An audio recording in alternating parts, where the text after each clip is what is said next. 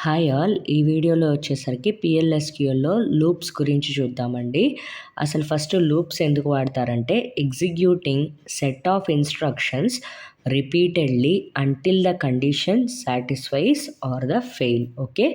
మనం ఒక set of instructions అంటే కొన్ని ఇన్‌స్ట్రక్షన్స్‌ని మనము రిపీటెడ్‌గా ఎగ్జిక్యూట్ చేయాలి అనుకుంటే గనక అంటే కంటిన్యూయస్‌గా అయ్యే సెట్ ఆఫ్ ఇన్‌స్ట్రక్షన్స్ కంటిన్యూయస్‌గా for some number of times మనం రిపీట్ చేస్తూ అంటే ఎగ్జిక్యూట్ చేయాలి రిపీట్ చేస్తూ అన్న సందర్భంలో మనం లూప్స్‌కెళ్తామనమాట.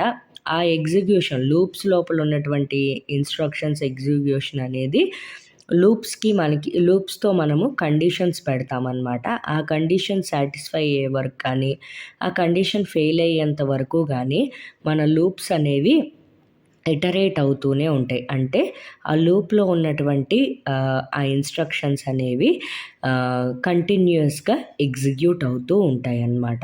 ఓకే. అందుకోసం మనం లూప్స్ వాడతాం.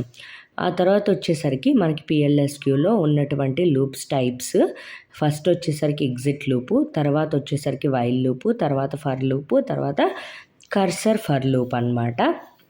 ఓకే. ఇవి వన్ బై వన్ చూద్దాము. ఈ వీడియోలో వచ్చేసరికి ఎగ్జిట్ లూప్ గురించి తెలుసుకుందాము. అలాగే పాలిండ్రమ్ ప్రోగ్రామ్‌ని ఎలా రాయాలి, ఎలా లోపల దాని ఫంక్షనాలిటీ అంటే ఈ ప్రోగ్రాము ఎలా ఎగ్జిక్యూట్ అవుతుంది లోపల అనేది, ఎలా ప్రాసెస్ అవుతుంది ఈ ప్రోగ్రామ్ మొత్తం కూడా అనేది చూద్దామండి. ఫస్ట్ వచ్చేసరికి ఎగ్జిట్ లూప్ ఏంటంటే దాని సింటాక్స్ ఇలా ఉంటుందండి. ఫస్ట్ లూప్‌తో స్టార్ట్ అవుతుంది, ఎండ్ లూప్‌తో ఎండ్ అవుతుంది. లూప్ తర్వాత ఎగ్జిట్ వెన్ తర్వాత కండిషన్ రాయాలి. అంటే ఈ లూప్ అనేది ఎప్పుడు ఎగ్జిట్ అవ్వాలో ఆ కండిషన్ రాయాల్సి ఉంటుందన్నమాట. ఆ కండిషన్ మీట్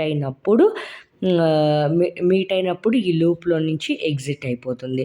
ఆ కండిషన్ అనేది మీట్ అవ్వనంత కాలం కూడా ఈ స్టేట్మెంట్స్ ఇందులో మనం రాసినటువంటి ఇన్‌స్ట్రక్షన్స్ అనేవి ఎగ్జిక్యూట్ అవుతూనే ఉంటాయి అన్నమాట రిపీటెడ్‌గా. ఓకే. మీకు పాలిండ్రమ్ ప్రోగ్రామ్ చూద్దామండి. ఈ ఎగ్జిట్ లూప్‌ని యూజ్ చేసి మనం పాలిండ్రమ్ ప్రోగ్రామ్ అనేది ఎలా రాయాలి అనేది చూద్దామండి. ముందుగా పాలిండ్రమ్ అంటే ఏంటంటే అంటే ఫ్రంట్ నుంచి చూసినా అదే నెంబర్ ఉండాలి, బ్యాక్ సైడ్ నుంచి చూసినా అదే నెంబర్ ఉండాలన్నమాట. దాన్ని పాలిండ్రమ్ అంటారు. ఇప్పుడు వచ్చేసరికి మనం తీసుకున్న నెంబరు పాలిండ్రమ్ అవునా కాదా? పాలిండ్రమ్ అయితే పాలిండ్రమ్ అని ప్రింట్ చేయాలి. పాలిండ్రమ్ కాకపోతే నాట్ ఏ పాలిండ్రమ్ అని ప్రింట్ చేయాల్సి ఉంటుందన్నమాట. ఇక్కడ నేను ఆల్రెడీ ఒక నెంబర్ తీసుకున్నాను, అది 323. ఆ తర్వాత దీన్ని రివర్స్ చేస్తే వచ్చే నెంబర్ ఏమవుతుంది? ఇదే అవుతుంది కాబట్టి ఇదే అవ్వాలి. ఓకే. ఇదే అవ్వాలి లేదా అనేది మనం చెక్ చేయాలన్నమాట. మన ప్రాసెస్ ఏంటంటే ఇప్పుడు ఈ నెంబర్ని రివర్స్ చేస్తాం మనం. అంటే యాక్చువల్ నెంబర్ని రివర్స్ చేసేస్తాం. రివర్స్ చేసేసిన తర్వాత ఆల్రెడీ ఇందులో మనం రివర్స్ నెంబర్ని ఈ నెంబర్ని స్టోర్ చేసాం కదా. రివర్స్ చేసిన తర్వాత ఈ రివర్స్ నెంబర్తో ఈక్వల్ ఉందా లేదా అని చెక్ చేస్తాం. ఈక్వల్ ఉంటే పాలిండ్రమ్, ఈక్వల్ లేకపోతే నాన్ పాలిండ్రమ్ అనమాట. ఓకే. నేను ఈ వేరియబుల్స్ అనేవి డిక్లేర్ చేసుకున్నాను. అవసరాన్ని బట్టి ఇంకొన్ని వేరియబుల్స్ డిక్లరేషన్ అనేది చూద్దాము. దానికి కొంచెం గ్యాప్ ఇచ్చేసి మనం బిగిన్ చేసేద్దాము కోడింగ్ అనేది. ఓకే. బిగిన్ చేసేసాము. ఇక్కడ వచ్చేసరికి మనం ఫస్ట్ అండ్ ది ప్రోగ్రామ్ రాసే ముందండి ఇట్లా మనం పాలిండ్రమ్ ప్రోగ్రామ్కి లాజిక్ ఎలా రాయాలి అనేది చూద్దామండి. లాజిక్ అనేది ఎట్లా ఉంటుందంటే ఇప్పుడు 323 ఉంది కదండి. 323 ఉందంటే ఫస్ట్ ఒక డిజిట్ అంటే ఒక్కొక్క డిజిట్ని మనం తీసుకుంటూ వెళ్ళాలి, దాన్ని రివర్స్ చేయాలి. ఇప్పుడు ఈ నెంబర్లో మనకి లాస్ట్ డిజిట్ అంటే ఈ లాస్ట్ డిజిట్ రావాలి అంటే మనం ఏం చేస్తే ఆ లాస్ట్ డిజిట్ అనేది మనకి వేరియబుల్లో సేవ్ చేసుకోవడానికి వస్తుంది అని అంటే గనక ఇప్పుడు చూడండి, దీన్ని 10తో డివైడ్ చేస్తే ఓకే 10 3s 30, 2 ఉంటుంది 23, 10 2s 23. చూడండి, 10తో డివైడ్ చేస్తే వచ్చిన రిమైండర్ అనేది ఈ లాస్ట్ డిజిట్ అవునా కాదా? అవును. కాబట్టి మనం రిమైండర్ రావాలంటే ఏం ఫంక్షన్ యూస్ చేస్తాం? మాడ్యులస్ ఫంక్షన్ యూస్ చేస్తాం. మాడ్యులస్ ఆఫ్ 323, 10 అని వేసుకున్నాం అనుకోండి. ఫస్ట్ ఇంత వేస్తే మనకి ఎంత రిజల్ట్ వస్తుంది? 3 వస్తుంది. అంటే లాస్ట్ డిజిట్ 3. ఆ తర్వాత వచ్చేసరికి మళ్ళీ ఈ కోషంట్‌ని తీసుకొని మళ్ళీ ఇంకొకసారి 10తో డివైడ్ చేశామనుకోండి. 10 3 30. 2 is the reminder. Okay. 2 is the reminder.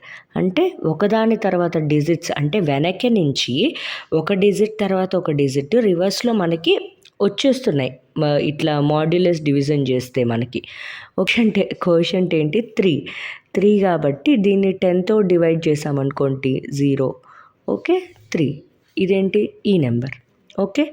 అప్పుడు మనకి ఇక్కడ 0 మోడ్ ఆఫ్ 3, 10 వేసుకుంటే ఇలా మనకి డిజిట్స్ అనేవి వరుసగా వెనక నుండి ఏమేమి డిజిట్స్ వచ్చాయో ఆ డిజిట్స్ అన్నీ మనకు వచ్చేసేసాయి. ఇప్పుడు ఇలా ఉత్తి డిజిట్స్ వస్తే ఏంటి మనకి ఎలా మనకి కనిపెట్టగలుగుతాము? ఈ డిజిట్స్ అన్నీ ఒకలా కలవాలి కదా. ఇప్పుడు ఇది వచ్చేసరికి last digit, second digit, third digit. Okay. ఇప్పుడు మనకి ఈ డిజిట్స్ అన్నీ కూడా ఈ నెంబర్ లాగా కలిస్తేనే కదా మనం ఈ రివర్స్ నెంబర్తో ఇఫ్ కండిషన్ పెట్టి 2 ఈక్వల్ ఉన్నాయా లేదా అని చెక్ చేసుకోగలిగేది. ఇప్పుడు ఏదైనా ఇలా మనకి డిజిట్స్ ఉంటే కనుక మనం 3తో 10తో ఇంటూ చేసుకుంటూ వస్తే గనక మనకు ఆ ప్లేస్ వాల్యూస్ అనేవి చేంజ్ అవుతాయి. చూడండి. ఇప్పుడు చూడండి. ఫస్ట్ ఒక టెంపరరీ వాల్యూ ఒకటి 0 × 10 ప్లస్ రిమైండర్ వచ్చిన రిమైండర్ని మనం యాడ్ చేసుకుంటూ మనం రిపీటెడ్గా వచ్చిన వాల్యూకి 10ని ఇంటూ చేసుకుంటే కనుక మనకి నెంబర్ అనేది డిజిట్స్లో ఉన్న నెంబర్ అనేది యాక్చువల్ నెంబర్గా మనకి అవుతుందన్నమాట. చూడండి 0 + 3 3యా, మళ్ళీ ఈ 3ని తీసుకోండి. 3 ఇంటూ అంటే ప్రీవియస్ యొక్క డిజిట్స్ ఇంటూ 10 వేసి ఇప్పుడు వచ్చినటువంటి రిమైండర్ అంటే ఫస్ట్ నుంచి చేయాలండి. ఇది రిమైండర్. ఆ తర్వాత వచ్చేసరికి ఏం జరుగుతుంది 30 + 2 32. మళ్ళీ ఇంకోసారి చూడండి 32 × 10 అంటే ప్రీవియస్గా వచ్చినటువంటి డిజిట్స్ ఇంటూ 10 వేసుకుంటే మనకి డిజిట్స్గా ఉన్న నెంబర్ యాక్చువల్ నెంబర్గా చేంజ్ అవుతుందన్నమాట. Plus remainder 3. 320 + 3 323. చూసారా. ఫస్ట్ వచ్చేసరికి మనకి దీని తర్వాత 0 అయిపోతుంది కాబట్టి ఆ 0ని తీసుకుంటాము. 0 × 10 + 3 అంటే ఇదే యూనిట్స్ ప్లేస్ కాబట్టి ఫస్ట్ వచ్చేసరికి 0తో ఇంటూ చేస్తాం మనం 10ని తీసుకొని. ఆ తర్వాత వచ్చినటువంటి ఆ డిజిట్స్ ఫస్ట్ డిజిట్ని మనం ఇట్లా ప్లస్ చేసుకుంటాం అనమాట. ఆ తర్వాత ఒక డిజిట్ వచ్చేసినట్టు ఈ డిజిట్ని పట్టుకొని మనం 10తో ఇంటూ చేస్తాం. ఇంటూ చేస్తే వాటి ప్లేస్ వాల్యూస్ అనేవి ఇంక్రీజింగ్ ఆఫ్ 10 అంటే 10 టైమ్స్ చేస్తే కనుక వాటి ప్లేస్ వాల్యూస్ అనేవి చేంజ్ అవుతూ ఉంటాయి. అలా ఆ విధంగా మనకి ఒక నెంబర్ అనేది ఫామ్ అవుతుందన్నమాట. ఓకే. దీన్ని ప్రోగ్రామింగ్గా రాద్దాము. ఓకే. ఫస్ట్ వచ్చేసరికి మనకి ఇండివిజువల్ డిజిట్ రావాలి. అలాగే లూప్ అనేది ఎప్పటి వరకు మనకి ఎగ్జిక్యూట్ అవుతూ ఉండాలి అంటే మనం లూప్లో ఈ మాడ్యులస్ డివిజను వచ్చిన దాన్ని ఇట్లా మళ్ళీ ప్లస్ చేసుకోవటం అట్లా జరుగుతూ ఉండాలి. ఎప్పటి వరకు జరుగుతూ ఉండాలి? ఎప్పుడైతే కోషంట్ అనేది అంటే ఇక్కడ నెంబరే కదా. ఫస్ట్ నెంబర్ ఏముంది 323. మళ్ళీ అదే నెంబర్ ఏమైంది 32 అయింది. మళ్ళీ అదే నెంబర్ ఏమైంది 3 అయింది. మళ్ళీ అదే నెంబర్ ఏమైంది తర్వాత తీసుకుంటే 0 అయింది. ఓకే. మనకిప్పుడు లూప్ అనేది ఎప్పటి వరకు ఎగ్జిక్యూట్ అవ్వాలి అని అంటే కనుక ఎగ్జిట్ వెన్ నెంబర్ <0 ఓకే. అప్పుడు ఎగ్జిట్ అవ్వాలి. ఆ లోపల ఏం జరగాలి మనకు వచ్చేసరికి ఫస్ట్ రిమైండర్ రావాలి. ఓకే. ఆ రిమైండర్ని ఒకసారి డిక్లేర్ చేసుకున్నాము. రిమైండర్ వేరియబుల్ని నేను డిక్లేర్ చేస్తున్నాను. Reminder number. Okay. First reminder రావాలి. అదే ఇండివిజువల్ డిజిట్కి కారణమవుతుంది. Reminder mod of number 10. Okay. Reminder వచ్చేసింది. ఆ తర్వాత ఒక టెంపరరీ వేరియబుల్ తీసుకుందాము. Temp number is equal to, already ఇది 0 అయిపోతుంది మీరు ఇనిషియలైజ్ చేసినా చేయకపోయినా. Okay, temp is equal to, already temp 0 ఉంది కాబట్టి టెంప్ ఇంటూ 10 ప్లస్ వచ్చినటువంటి రిమైండర్.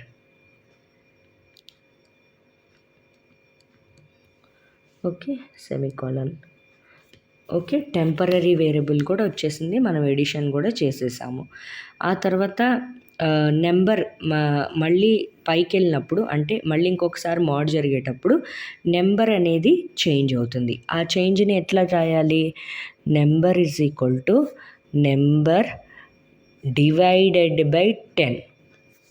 చూడండి, నెంబర్ని మనం నార్మల్ డివిజన్ చేస్తే కనుక మనకి కోషంట్ అనేది ఆన్సర్గా వస్తుంది.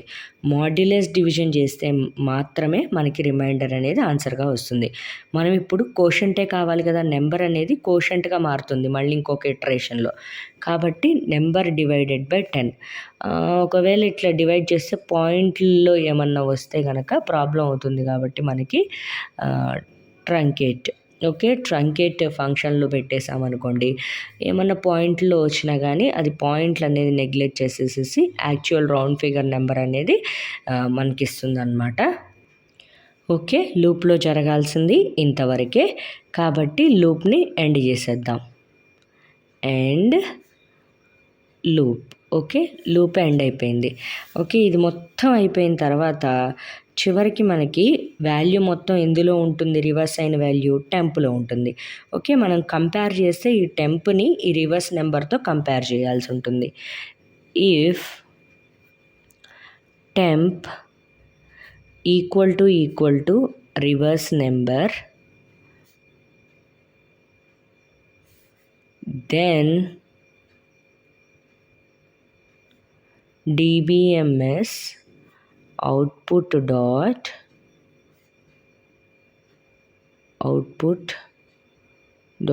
put line of s palindrome. ఓకే, ఇది ప్రింట్ చేస్తాం. అలా కాదు అంటే కనుక else dbms output dot put line of not a palindrome అని ప్రింట్ చేస్తాం. ఈ ఎఫ్ని క్లోజ్ చేయాలి. And if. ఓకే, మనది అయిపోయింది ప్రోగ్రాము. ఇంకా లాస్ట్కి బిగిన్ని ఎండ్ చేసేస్తాం. ఇది ప్రోగ్రామ్ అనమాట. ఓకే, పాలిండ్రమ్ ప్రోగ్రామ్కి ఇది లాజిక్ అనమాట. ఎప్పుడైనా మీకు కొన్ని డిజిట్స్ ఇచ్చేసి దాన్ని నెంబర్ రూపంలో మార్చండి అని అంటే కనుక ఇది ఫార్ములా అనమాట. ఈ విధంగా మనం దాన్ని నెంబర్ రూపంలో మార్చవచ్చు అనమాట. ఒక నెంబర్ని రివర్స్ చేయండి అని అడిగినా కానీ ఇదే ఫార్ములా. ఇది యాజ్ ఇట్ ఈజ్ ఇది రాసేసి ఇక్కడ ఈ కండిషన్ చెక్ చేయకుండా టెంప్ని ప్రింట్ చేసేస్తే అయిపోతుంది అనమాట ఒక నెంబర్ని రివర్స్ చేయటం. ఓకే, ఈ ఒక్క పాలిండ్రమ్ ప్రోగ్రాంలో మనము 3 ప్రోగ్రామ్స్ కవర్ చేయొచ్చు. ఒకటి పాలిండ్రమ్, ఇంకోటి వచ్చేసరికి నెంబర్ని రివర్స్ చేసి ప్రింట్ చేయటం ఎట్లాగో, అలాగే డిజిట్స్ ఇస్తే కనుక ఎలా మనము ఆ డిజిట్స్ని కంబైన్ చేసి ఒక నెంబర్గా ఎట్లా ప్రింట్ చేయగలుగుతాం. ఓకే, ఈ ప్రోగ్రామ్స్ అన్నీ కూడా ఈ ఒక్క ప్రోగ్రాంలో మనకి కవర్ అయిపోతుంది అనమాట. హోప్ ఈ వీడియో మీకు హెల్ప్ఫుల్ అయిందనే అనుకుంటానండి. ఈ వీడియో కనుక మీకు హెల్ప్ఫుల్ అనిపిస్తే ప్లీజ్ ఈ వీడియోని లైక్ చేయండి. అలాగే మన ఛానల్కి ఖచ్చితంగా సబ్స్క్రైబ్ చేసుకోండి. అలాగే మీ ఫ్రెండ్స్తో ఈ వీడియోని ఖచ్చితంగా షేర్ చేయండి. Okay, thank you all.